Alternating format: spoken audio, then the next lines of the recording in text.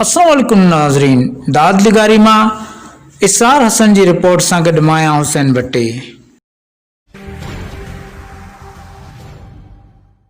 अस्सलाम वालेकुम नाज़रीन, कौमी न्यूज़ में माया तासां गॾु अरीज बलोच। अॼु जी न्यूज़ अपडेट में शामिल कयूं था दादू मां रिपोर्टर फिदा हुसैन पंवर। डिस्ट्रिक्ट रिपोर्टर दादू जी रिपोर्ट मूजिब पाकिस्तान मुस्लिम लीग दादू जे सदर रईस अली नवाज़ रिंद पाकिस्तान पीपल्स पार्टी में शमूलियत जो ऐलान करे छॾियो। दादू भरिसां पीर शाख ते संदसमान में जलसो करायो वियो, जंहिंमें पीपल्स पार्टी दादू जे सदर सरदार रफ़ीक अहमद जमाली, ज़िला शहीद बेनज़ीराबाद डिवीज़न जे सदर ज़ियाउल हसन लंजार, पीपी अगवान अमानुल्लाह शाहानी, रईस कंबर खान लगारी, रईस बाबन खान पंवर, खलील अहमद शेख ऐं ॿियनि शिरकत कई।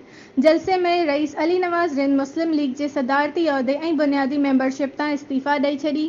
पंहिंजी बिरादरी में मुस्लिम लीग जे वर्करनि समेत पीपी में शमूलियत जो ऐलान करे छॾियो। इन मौक़े ते सरदार रफ़ीक जमाली जो चवणु हो त पाकिस्तान पीपल्स पार्टी अवामी पार्टी आहे ऐं अवाम लाइ पीपी जा दरवाज़ा हमेशह लाइ खुलियल आहिनि।